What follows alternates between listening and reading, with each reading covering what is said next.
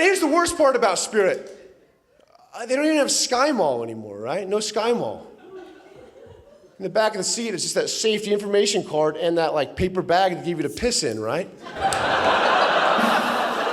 Put your hands together, Sam Orson!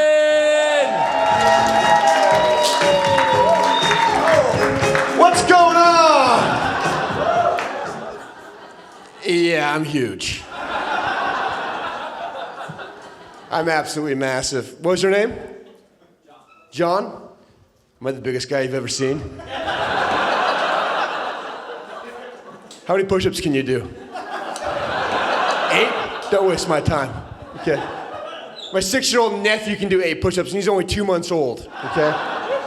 Speaking of which, I just became an uncle this week. How cool is that? Well, it's really not that special for me, actually, you see, because I grew up Mormon, right? I come from a big Mormon family, and if you know one thing about Mormons, what is it? Tons of kids, right? So becoming an uncle really isn't that special because, I'm becoming a new uncle like every other Tuesday, right? And here's the thing, when you experience something enough, even something as beautiful as a miracle of childbirth, you can become desensitized to it, right? And I'm going to show you what I'm talking about. I'm going to give you some insight into my family's group chat. My sister's in the hospital, okay? Right before my sister's about to push this baby out. This is from my brother-in-law. On track and progressing. Kenzie and me got some good intermittent sleep for the last 5 hours. She's now 6 centimeters in active labor officially, and they think she'll progress to be fully dilated around noon. We're going to proceed with a natural delivery unless there's any signs the baby isn't advancing. And then my dad immediately says, does anybody have the Netflix password?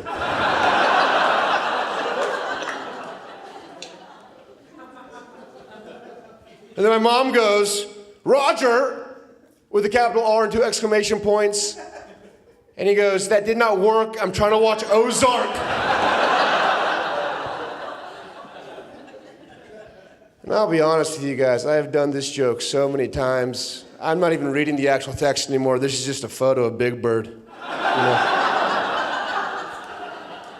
But I'm so big, this is just like a regular bird to me, right, Sean?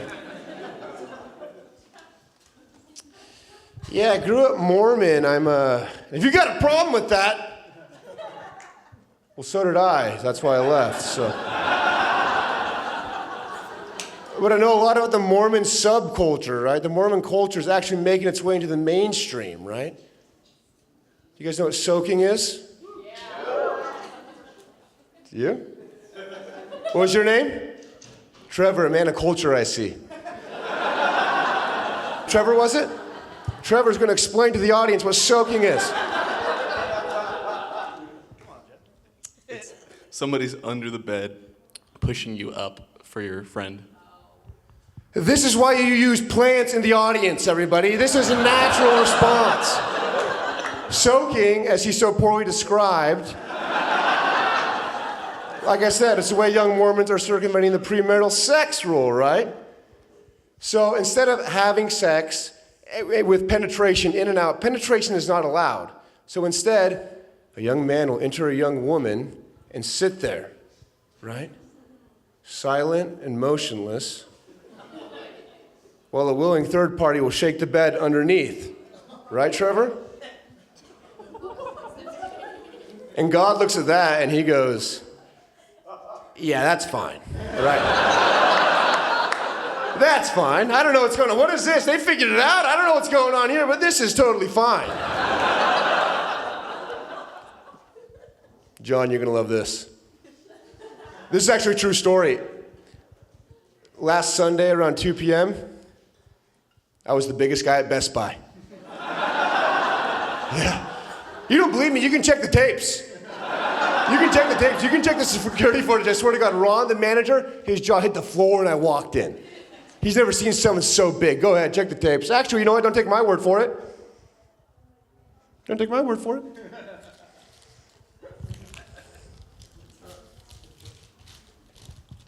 Huh? Yeah? Right? John, go ahead and read that, please. Last Sunday around 10 a.m., I can promise you, under penalty of death, that Samuel Orson was the biggest guy at Best Buy. Feel free to check the tapes. Love, Ron, the manager at Best Buy. All right, that clears that up. I think so. All right, no more questions. Thank you. Checks out, guess what? Not only am I huge, I'm also like crazy rich. I got so much money, it's crazy, I swear to God. People don't believe me when I tell them how much money I have. I'll try and put it in perspective for you.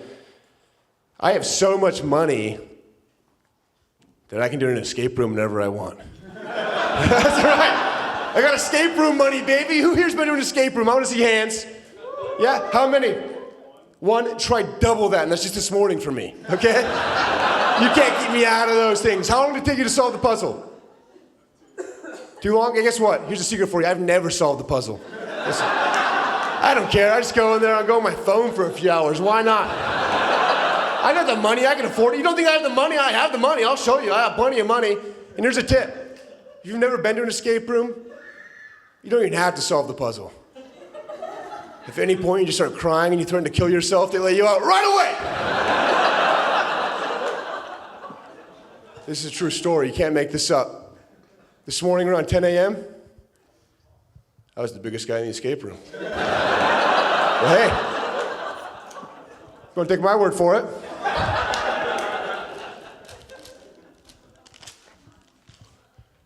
This morning at 10 a.m., I swear on my tiny son's life that Samuel Orson was the biggest guy in the escape room. Feel free to check the tapes. Really, check the tapes. I dare you. Love, Ron, the manager at Best Buy. Me and Ron go way back. He gives me a discount. We do a lot of fun shit together, man. He's got my back no matter what. So, Sam, you're huge. You're crazy rich. You probably get tons of chicks. You bet I do. People always ask me, Sam, how do you get so many chicks? What's your secret? Boom! Ever seen one of these?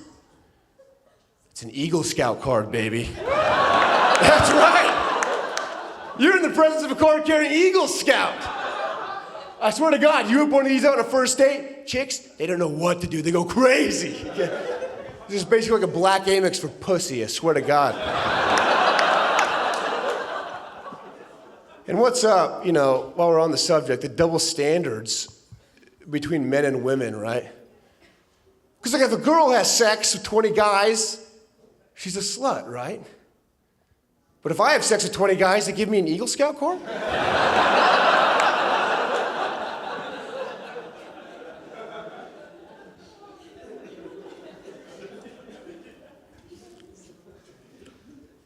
The only thing cooler than an Eagle Scout is a prop comic, let me tell you that right now. Yeah, I got too much money sometimes. It's hard to feel things, I flew Spirit Airlines recently just to have an experience, I didn't know this. Did you guys know that you're not allowed to bring a carry-on bag onto Spirit without paying for it? $99. I have the money. It's not like the money's the problem, right? But it's like the principle of the thing, right? So I'm going to go on this flight, right? And I go to walk through the gate, and the guy stops me, and all I have is a duffel bag full of clothes, like just clothes, right? Nothing crazy. And he goes, if you want to bring that on the flight, it's going to be $99. And I go, okay, first of all, so relax, right? I'm the biggest guy in this airport. Like, what do you want to put some respect on my name, right? Then I go, second of all, in this bag, it's just clothes, right? Just clothes, nothing crazy, just clothes. So theoretically, I could just put on all the clothes, right? I wouldn't have a carry-on. And he goes, okay. So I go, great, I can go on. And he goes, no, okay, great, you can put on all the clothes. And he doesn't know who he's talking to. He thinks I won't do it, right? He thinks I won't do it. I do it. I put on 2 coats. I put on 2 pair of pants. I take a pair of socks out, put it in my pocket, and he goes, no, you got to put the socks on. So I put the socks on, and I'm walking onto this plane. I'm sweating my ass off. I get to the seat. I don't have time to take off my clothes, right? Because I'm on a short flight. I'm just going from LAX to Burbank, right? What is that like? 15 minutes, something like that. If Taylor Swift can do it, so can I. I'm bigger than Taylor Swift. And here's the worst part about Spirit. They don't even have Sky Mall anymore, right? No Sky Mall. In the back of the seat, it's just that safety information card and that like paper bag that give you to piss in, right? And God forbid you use the piss bag. Oh my God, the looks they'll give you. I can't fit in the bathroom. I'm the biggest guy on this flight, right? You best believe I'm gonna be pissing in that bag. Piss ain't cheap. Believe me, I would know. I drink a lot of it. That's right, you heard that right. You wouldn't believe me if I told you how much piss I drink. I throw these parties at my house. I call them piss parties. I invite all my friends over to drink piss. No one ever shows up. That's fun. You know what I say?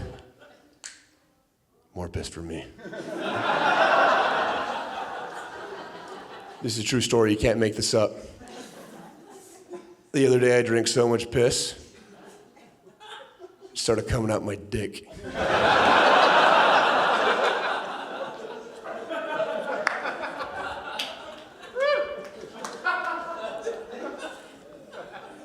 All right, before I get out of here, I need to talk about something kind of serious, so just stay with me the entire time. I promise you. Just focus, okay? So a lot of high schools, right, had a problem with underage drinking and driving, right? So you'd have like some cop or someone come talk to the entire student body, you know, about the dangers of drinking and getting behind the wheel, whatever, right?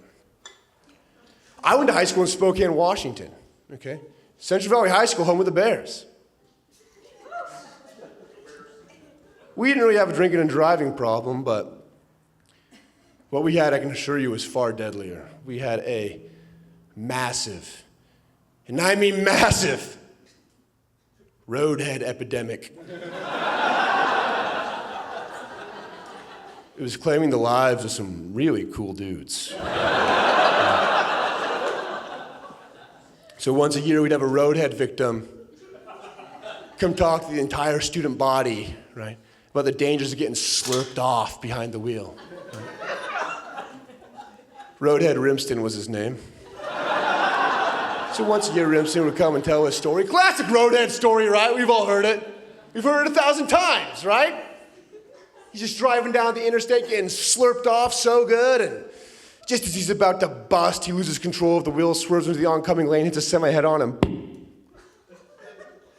The girl slurping him off, just explodes on impact, right?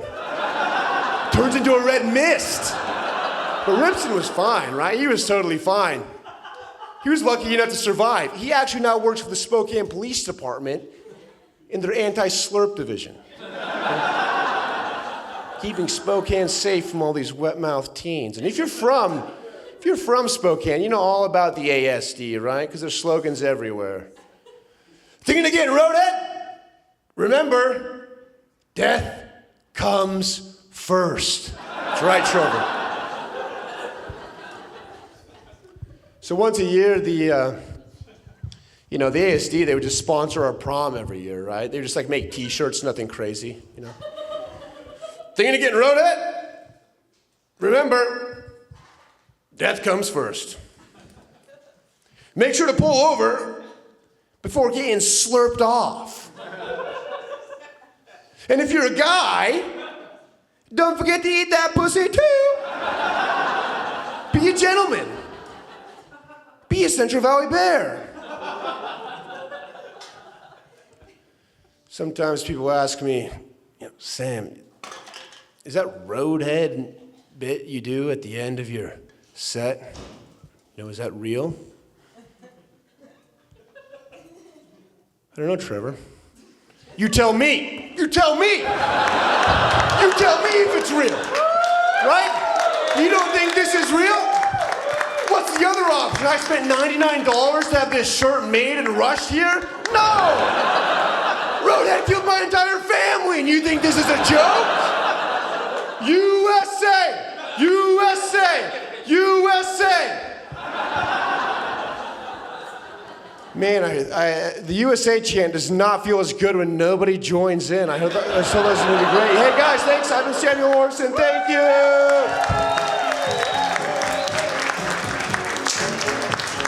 Samuel Orson, everybody!